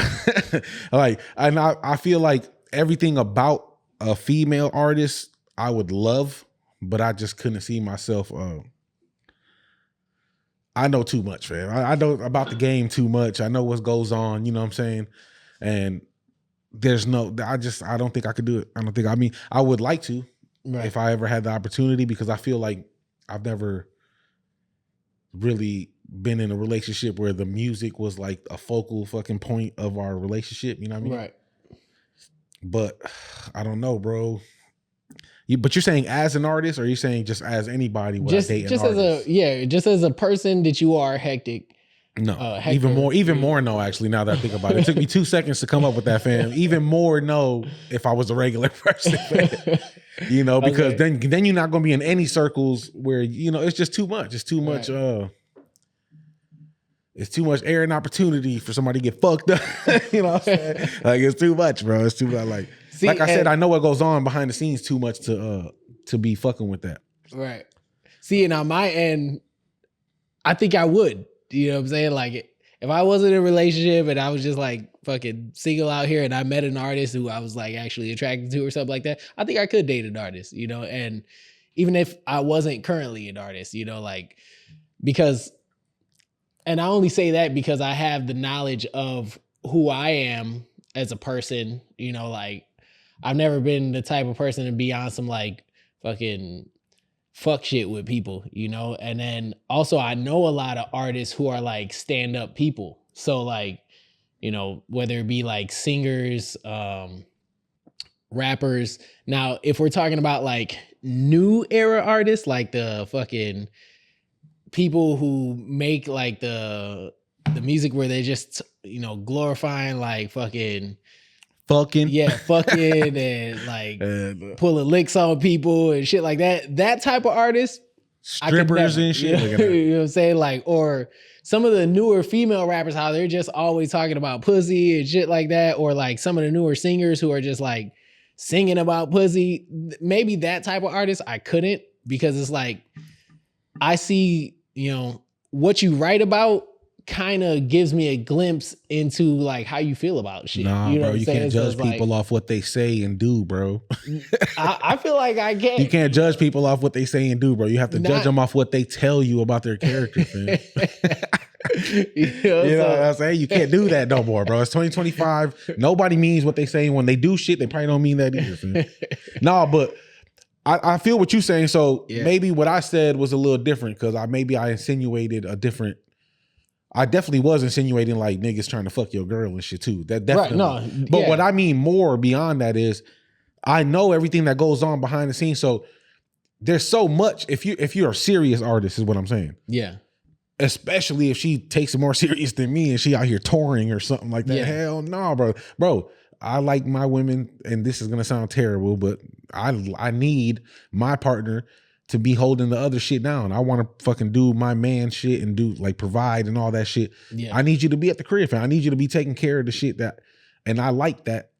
obviously I already said it on the podcast. I like that more than the fucking rap game. Nigga, See, I prefer that to the fast paced lifestyle of being an artist anyway. You know what I'm saying? So yeah, and that's another aspect of it because all the people I work with that I was having this conversation with, they're girls, so they're responding as they're women, so they're responding as women talking about dating guys, as opposed to a guy dating a woman artist. Yeah, I wonder what their reasoning was behind it. I feel like they're talking about, no, they're gonna be out here fucking bitches and shit. Like, right. That, but for me, that's definitely still part of the game. Obviously, I'm a man, I'm human, and I feel, well, like I said, air and opportunity, fam. So, so one of the people, they've dated an artist before, they've had a baby with an artist before, and have had bad experience with that person, and then they've dated another artist before and equally bad experience. So I can understand why she says like never. I mean, she's also younger, then, like she with the she's with the newer school rappers, and then the another is currently with me, who is an artist. So like, but I think if it were to be, she's like, never again. Fuck this shit. She looked me dead in the eye, like, never a fucking again. Right. So, and then the third, I don't think has ever been with an artist before, but she said like she wouldn't date an artist because of, like you were saying, like all the shit that could come with, as far as like the touring and the having to do shows late and, just all the shit that comes with. Yeah. So I've always had a fairy tale in my mind about doing that. Like I'm finna make and I'm finna go do my shit. And I'm finna have my fine ass woman just sitting in the house taking care of shit so that when I come back, you know what I mean? Like, right. I've always had that fantasy in my mind. And I call it a fantasy because that's what the fuck it is. It's like very 1 in a million for you to catch that, especially in 2025. But, people want that. A lot of people want their partner to be there because it makes their life better to be there. You know what I mean? Right. So that got to be a hard gig, fam. Yeah. For you to be like, imagine being stay at home, right? And your person just works 12-hour days where you are. Right. That's a lot. Right. Now imagine a motherfucker touring and like he's literally on the streets 6 months out of every year for the next 10, 15 years. Bro, that's a toll. That's a toll. Now, one thing I think about when, a lot of girls say they wouldn't date an artist or whatever like that. But then you got a lot of these same women dating like people that are in like the armed forces and shit like that, where they're like, going to other states or countries for like months on end. Well, yeah, that's because they're over there fucking fighting for their life, nigga. They're not out here fucking bitches. You know what I'm saying? Yeah, right, bro. Like they gotta be. Why you doing our armed forces like that, bro? I'm just why keeping it a buck, bro. They out there fucking. But they earned it though. They're fighting. They earned it. They fighting for the country, friend. They're Look, I put my life on the line for you, bitch. I deserve some pussy today. First of all, international doesn't consist or doesn't make a cheater. First of all, if you're in fucking Iraq, fam, or Iran, or any of those fucking places that we love to go to war with and shit, if you're over there, motherfucker, you earned it. Right, so if we're out of the country. Yeah, exactly. That's why my girl will never take out of the country girls trip. Nigga, fuck y'all. You got to stay in the vicinity, fam. Puerto Rico's the most out of country you gonna get, motherfucker. Babe, I'm about to go to Africa and do this show. You know what I'm saying? Like nothing counts if you're in fucking Africa, bro. But no bullshit, bro. No bullshit. I couldn't do it, man. Fuck that. Because I'm just saying, bro. We talk about it like we're talking about it from a man's perspective. Like, yeah, nigga, we out here shut the fuck up, stay at home. Not even shut the fuck up. Now I'm starting to, but yeah, I'm trying to get canceled on episode 12, fam. No, but on some man shit, I want to go protect, provide, do my shit, come home, take care of you. Yeah. For a woman, you're not really, you're not really protecting and shit if you gone 7 months out of the year, fam. Like, you're providing like a motherfucker, you getting the money. But so if I flip that to my perspective, like I said, if I work 10, 12-hour days now, I would get home and it would feel like I ain't seen my chicken forever and shit. You know what I'm saying? Now, if I'm imagine leaving months on end, coming back, you know, I wouldn't want my girl to just be gone for fucking 7 months out of the year. Yeah, you know what I mean? Like I I just couldn't do it, bro. Fuck that. Yeah. And I think like who gonna cook for me and shit? No, like I'm a good cook. I'm a good cook. And like you said, there's a fantasy about it. And I think that's the only thing that kind of keeps it like maybe I could, but like it's the fantasy of like the fantasy of like having somebody who could relate to me on an artist level as far as like sing with me and shit like that. Or, no, that's, you know, like that's some fling shit, bro. Yeah. I thought about it 1,000 times in my life. Cause I definitely would love, like I said earlier, I've never had that. So I feel like I would love to be able to just connect and we're just, oh yeah, you understand like sound levels and you know ad libs and like song structure and shit like that, and then if you could sing, come on, sing to me, come on, right. Fuck, I would love that. You know what I mean? Right. Get home from a long day with a babe.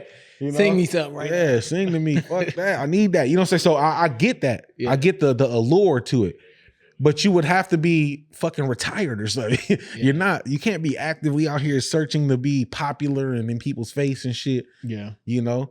And I get it from that side. Me saying that about me, how I would feel about it, it makes me think, you know, I've broke a lot of hearts out here as a fucking rapper, fam. Like, you know, I might not look like it no more, fam, but shit, I used to be out here, fam. Heartthrob. You know? #1 local rapper out here. Plenty of y'all came and fucked with our clique and caught some, fam. You know what I'm saying? But yeah, that was a terrible phrase. Terrible phrase. But you know what I mean? You went fishing and you ate that night, nigga. Fucking with street team.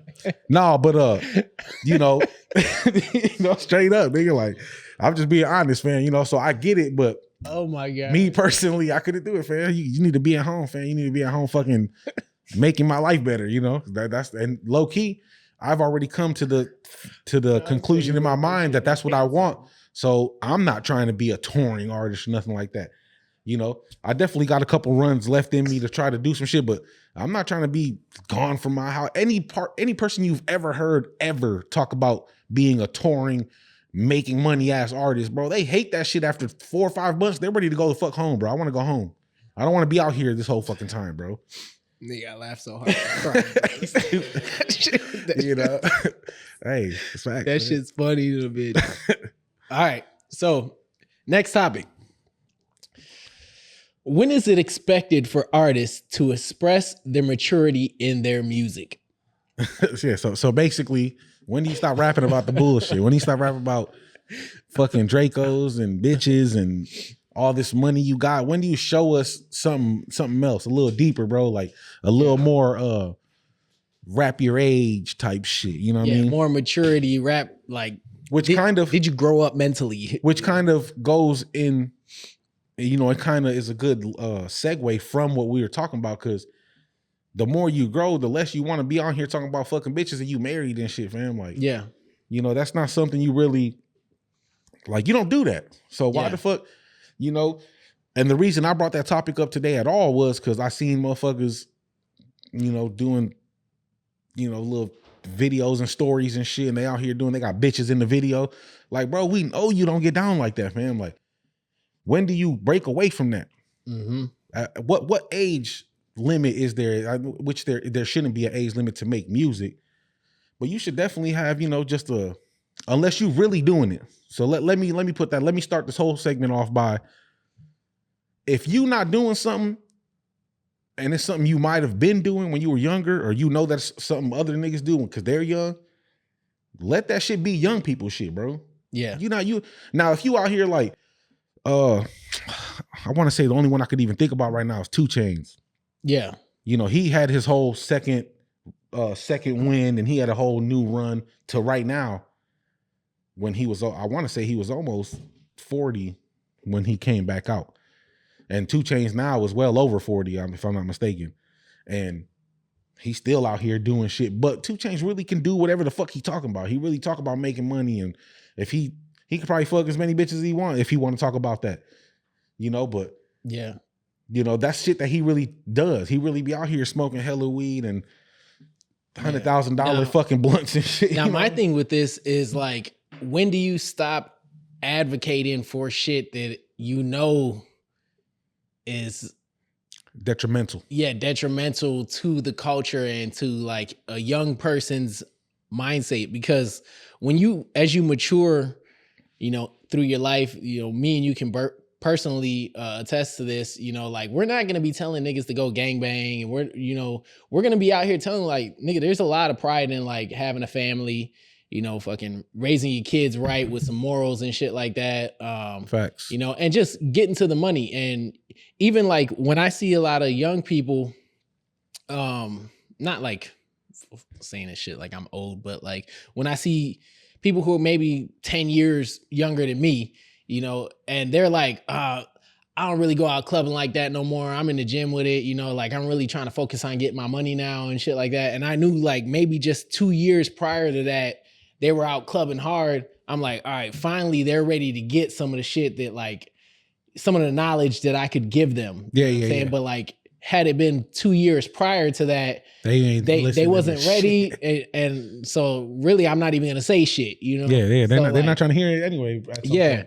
So, like when I think about artists like Jay-Z, even like artists like Nas, when they're spitting nowadays, what they're talking about matches what they should be advocating for, you know what I'm saying? And what they should be trying to help the Black and brown community aspire to, not like fucking, all right, let's fucking kill each other, or let's fucking whoop a nigga ass who says some fuck shit about us, or, just let me see how many bitches I can get, or, let me pop this Molly, or fucking just turn up all night drinking and shit like that. Like their shit is more like, let me fucking buy these apartment complexes, and fucking this is how you multiply your money, and fucking like I buy paintings and shit like that. I don't know when would you. It's hard to put a age to that. Because mentally, people, shit, I was 27 because I had my kid when I was 27. Yeah. So having my kid at 27, I definitely stretched the bullshit out until I had my kid. You know what I mean? So right. I definitely wasn't doing shit that somebody else who might have been like, oh, I'm already trying to buy a house and shit at 24, 25. Right. There's different timelines. So I get it, but I feel like again, you have to be doing the shit. If you're gonna be talking about that shit, you should be doing it. But I feel like that no matter what age. You know, don't be fucking lying on records. But I do feel like maybe at around like 25, you should be like, you should be done like glorifying like fucking killing motherfuckers and shit. Because you're moving into you're like starting to go into your 30s. Like I could see if you maybe stretch it out maybe like 2-3 years after that. But like you're getting very close to your 30s, and people don't realize how fast time moves. You know? 50 was 30 when 50 Get Rich or Die Trying came out, I think. So, that's what I'm saying. If I had to put an age on it, right? I think after 30, you should definitely be at least, you should be talking about it from a different perspective at least. You shouldn't be like first person shooter shit. Like, I'm out here doing this and you should be talking more in the past tense, more in a story. I'm telling you my background and story type of vibe. Yeah. As opposed to like, I'm just fully active out here, bro. You know what I mean? Like, at least 30, at least, 25, I feel like, and the reason I say 25 is because think about 25-year-olds now, bro, and how many of them are really mature like that? You know what I mean? Like, but there's not too many. I mean, but that's not to say they shouldn't be mature. You know what I'm saying? Like, type shit. You know what I'm saying? Like, if you're 25 and because there's a lot of 25-year-olds out here who got kids. So, and their kids are like 5, 6, so it's like, bro, if you're 25 and your kid is 5 years old, you should have like stopped fucking being on bullshit 5 years ago. Well, see, so that's a whole nother thing for me. Right. For me, I feel like, nigga, as soon as you found out your girl was pregnant, your whole life should have changed right there. Right. Big facts. And the only reason you ever come back to this shit out here, bro, is because you found out this shit wasn't yours or something. Like, that's the only excuse you got. But if that kid's yours, bro, you ain't got no excuse to not be taking care of your kid and not fucking grow the fuck up and take care of your kid. You know what I'm saying? So, and I feel like a lot of times, you know, we talked about the propaganda with artists and fucking how they use us to fucking kind of tear down our culture. You know, if there were more younger artists advocating for this change of mind state a little earlier, I feel like a lot of people would you know, eventually catch on and gravitate that, and that would become a thing more, you know, like especially how in the white community, like it's a thing because they kind of instill it. No, right. You know, but with everybody that's us praying. early. That's us praying and hoping that. Yeah, no, but and it's just but if not, we don't you know, talk about it, it's never gonna happen. No, type for shit, sure. You know, so like, but like I said last episode, or maybe the one before, I said it before, they place the money in front of the people talking about certain things. So when the money goes to the people who are talking about the dumb shit, motherfuckers is hanging on to that. They like, shit, Yeah. I'm about to be 35, but I know talking about fucking getting a mortgage and taking care of your kids and loving your girl right, I know none of that shit gonna make me no money. You know what I'm saying? So they're hanging on for dear life to fuck it. This is what sells. Yeah. You got to be a fucking killer. You got to be controversial. You got to be fucking everybody, girl. You know what I mean? So and I'm gonna do this for as long as they as think long that as I'm I the young possibly nigga, can until they I gotta give hold somebody on. else. I'm gonna fucking advocate for this. Yeah, I got to just hang on because otherwise I'm just gonna fucking drift off.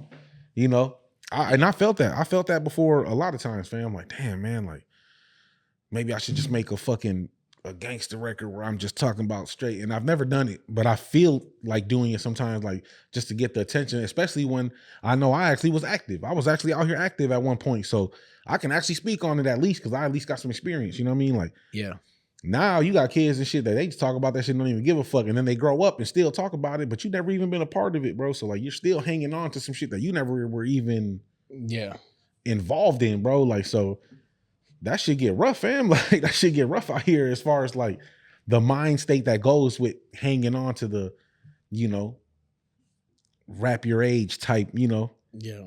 Especially because nobody be buying that, you know, that's what you was talking about earlier about the Jadakiss verse or whatever. Yeah. You know, like Benny and all them, you know, they're older, but they're talking about that's what gets them paid. That's what gets you fucking money. That's what gets you the eyes.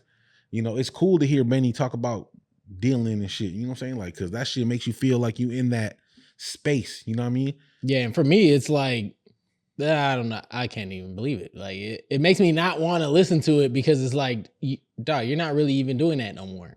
You know, I want to know about what you're doing now. Like, well, to me, it's the difference between like, let's say, Benny the Butcher and like a Pusha T. Like Pusha T, like he be talking about that shit like he young still. Yeah. You know, he's like, hey, you know, he's trying to make it sound, but then with that and then with that like he be trying to like make it sound all like super like he in the game. And you know, Benny is more of you know, I used to have him like type, you know what I mean? Yeah. You know what I'm saying? Like I don't know how to explain it. Like he's more like saying like, nigga, this is what I come from. You know what I mean? Yeah. As opposed to like, and I'm not saying Pusha T doesn't do that either, but I'm just saying, I'm just going off the most recent. And my thing with that is, when I hear people talk about it like that, like I used to do this and I used to do that, and it's all shit that's like, dog, you should not be condoning that. You know, like, so let me finish. Okay. When I hear that type of shit, it resembles when people are like, fucking, I remember back in high school, I was this and this, like, who never stopped talking about high school. It's like, bro, you're not in fucking high school no more. Fucking tell me about some shit that's going on today in your life. Like, so specifically, Benny, to me, he doesn't do that though. He doesn't. I know what you're saying, but to me specifically, that's not what he's on. He's more or less like just telling the story of, you know, as opposed to like I used to, you know, because that's a whole different vibe. And I'm at a loss of words for exactly how to explain it, but I know what you're saying. Yeah. Like if you're glorifying it, it's different from you just telling us the story of how you know about it, should I say, you know what I mean? And I guess the better you do it, the better it works for you. Right. Because if you're not that good at it, the niggas gonna call that shit out right away. Yeah. Like Jada Jada can rap about whatever the fuck he wants and it's still gonna sound great because his niche is cemented in hip hop history. Yeah. So he can just always rap how he raps and about what he raps about and it's gonna sound good. You know what I mean? But like I said, some people do grow out of it. Like, come on, bro. We talk about, and I'm only using Pusha T because somebody brought him up the other day, and he did like the McDonald's fucking. I'm loving it. Did you know that? I did not. Yeah, Pusha T made that. What? I didn't know that. Every time you ever hear the McDonald's, I'm like, Pusha T gets money in his fucking bank account from that shit, bro. Damn. Like, you know what I'm saying? Like, nigga. Like you know what I'm saying? Yeah, that's an accomplishment.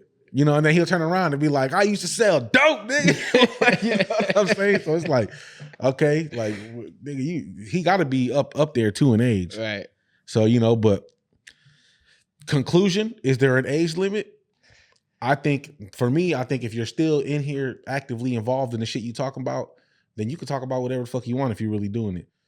But if you're doing it for the sake of a paycheck and to look cool and you're glorifying shit that could fuck little kids' minds up, bro, maybe you should fucking find something else to rap. Yeah. I'm going to just say, grow the fuck up. Grow the fuck up. TF up, bro. Fucking talk about some shit that's fucking, more empowering to our people and our culture. Fucking, And don't get me wrong, I am down for the ratchet shit every now and again, but also, like, that's not all I want to hear. I want to find out how to fucking make something of myself, because I'm still not at the fucking top level. So nigga, fucking drop some hints or something. No, all right. For real.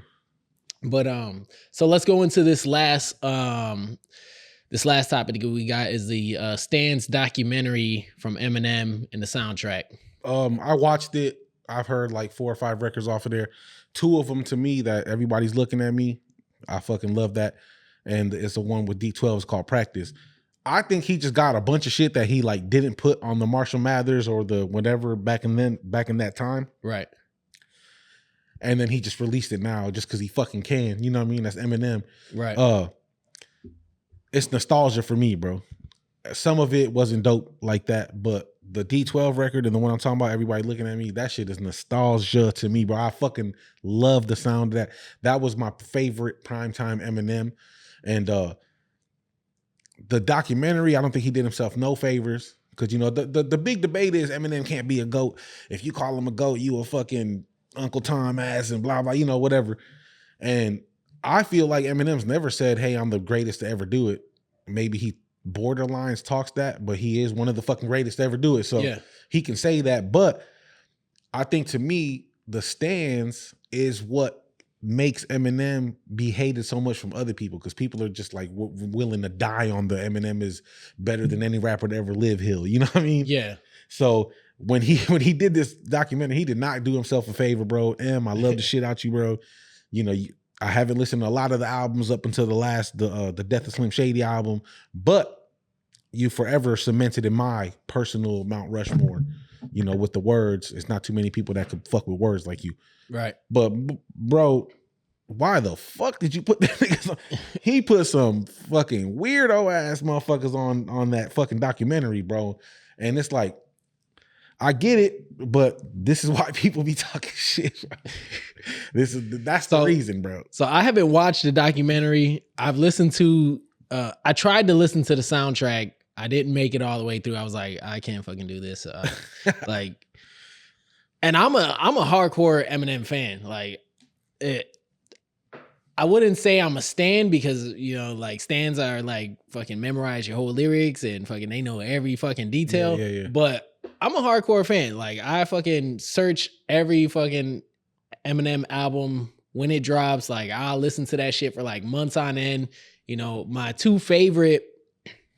The only reason why I don't fuck with the soundtrack is because before his album, right before the soundtrack, I was like fucking heavy on Kamikaze and Music to Be Murdered By. Like, I was like, yes, fucking Slim Shady's back, Eminem's back. Like, fucking, I was like, and that's crazy because yes, for me, I'm like, nope. Yeah, and I was never one of those artists to be like, fuck, or people to be like, oh, his fucking, all the shit that dropped before that was complete trash. Like I was like, okay, he's fucking showing maturity and he's fucking talking about his problems and shit. Like, even though I'm not like playing these fucking albums back to back, fucking, but I still listened to them. They were very quality albums for me. But then when Kamikaze hit, I fucking almost lost my mind. I was like, yes, this is the fucking, I've been waiting for this shit. What was the hit on Kamikaze? Nigga, just the whole thing. Like the intro, fucking I know. I'm just saying. I want to know what the fuck the standout, like his single. I think it on was there. the one that he had with Juice, wasn't it? Juice WRLD. I don't know. I couldn't even. Lucky You. That was my shit with Joyner Lucas. Oh, yeah. Nice Guy with Jesse Reyes. That was a fucking big record. Was the one that I'm talking about on there or no? Which one? It was called like Godzilla or something like that. That might be Music to Be Murdered by. Okay. Yeah, so but like I said, even with that album too, like I was like, fucking yes, bro. Like this is what I want from Eminem, from Slim Shady, like, but when I heard the soundtrack for Stans, I was like, I cut it off like after the fourth song. I was like, okay, I can't do this. Like, so to me, he's always been like, up to Encore. Encore is when he started kind of doing that little fucking weird ass accent. I hated that fucking whole era of Eminem, fam. Like, I did not fuck with that shit, fam. Yeah. But from then all the way up to The Death of Slim Shady, which is the last one he just dropped last year, I was not fucking with it. Like, I tried my best. He had songs, don't get me wrong. He had records. Yeah. But replay value wasn't there for me, Right. Godzilla, great song, bro. Fuck, is he an animal? Of course. I listen to that shit 2-3 times tops. It's not something I'm vibing and riding to. And I get that when people say it, so that's why I understand. But, that Death by Slim Shady, I highly urge you. I'll send you my favorite songs on there because he has some shit that'll throw people off. But, bro, nobody's putting words together like dog, bro. I don't give a fuck. I don't give a fuck what y'all talking about, bro. His wordplay is ridiculous, bro. But check out the documentary, bro, if you like it. The whole point I wanted to bring that up is because it's Eminem, obviously, and I fuck with it. And I wasn't fucking with the documentary like that. But one thing I will say, it's not a coincidence that he fucking rocket ship to superstardom and then he started making fucked up music because he was fucked up, bro. He was fucked up. He said that he didn't even really do drugs like that. Yeah. But since he was rapping about it on his records and he was so famous, he said anywhere he went, niggas was just throwing him drugs. Yeah. Hey, you want some mushrooms? You want some acid? You want some pills? Whatever the fuck you want, I got you for just to have it here. Just take it. And imagine the kind of hole that'll fucking take you into, bro. A dark fucking space, bro. You just, oh yeah. I mean, doing drugs changes your fucking, no matter what, right? Yeah. Yeah, it changes you mentally. You know, like facts. I took ecstasy once before. That shit fucking changed the whole fucking person. Never again, fam. I wouldn't say never again, but no, right? Look at that. No, yeah, I've definitely dibbled and dabbled looking at in a lot of shit, but a lot when I was younger. Now that I'm older, I got hella anxiety about shit like that. Fuck around. I'm the same way. I have a whole mental by myself, like just freak out because if anything goes weird, I'm tripping. But check that shit out, bro. And one very last thing. Fuck y'all for hating on motherfuckers who try to sound different. Yeah. Y'all always try to shit on Eminem over he don't even sound like because he's an artist, he's an MC. He really wants to elevate every fucking time, fam. Facts. And a lot of the legends we talk about never even tried that. So yeah, points for that, motherfucker. Hella albums too. So I mean that's hella albums. Yeah. But yeah. And then you want to do a little closing clip? Yeah, let's tell play people this. about it. You want to just play it and close it out? Yeah, let's just play it and close it out. All right. This is something Illy found very motivational. And that I heard, and it definitely holds weight. Let's go. Oh man, Instagram always do that to me, dog. Question for you. What would you say your message is to the world? Brother, stay planted. When you stay planted and you're really rooted in what you believe in, a tree stands tall through all 4 seasons, through summer, fall, winter. And the spring comes back around and you grow again. So if you believe in what you're doing is what you're meant to do, then keep your roots in the ground. And summer will be here, you flourish, you have great years. Fall come around, you look different, you're going through things, you look in the mirror, you may not recognize who you are, you're talking different, you're dressing different, and then you might go through winter and lose everything. You might be in a season of depression. Every leaf falls off the tree in winter. But if you stay planted, spring comes around again, don't it? And what happens to a tree every year? When spring comes, you grow another ring, you get stronger. So the strongest trees in the world aren't in the toughest dirt. They're in the strongest winds. They stand tall. You know, so stay planted is my message, man. And just I got one more shit. question. I fuck with that, man. Stay planted. Each and every one of y'all, man. If you out here putting out music, and putting the city on your back, making a name for us, and trying to do something positive with your life, definitely stay planted. Keep at it. You know, all 414 all, we watching, man. So Facts. That concludes this episode of the All 414 All podcast, brought to you by Illy, Street Team Hectic, Lethal of Third Ward Studios, and SG Films. If you haven't already, we encourage you to take a moment to like this video. Second, leave us a comment about the topic that interests you the most. And third, share this episode with a friend. Also, make sure you subscribe, smash that subscription button. Thank you for watching, and come back for the next episode of the All 414 All podcast. Chip. Rap your age, baby ass dude. No, I'm sorry.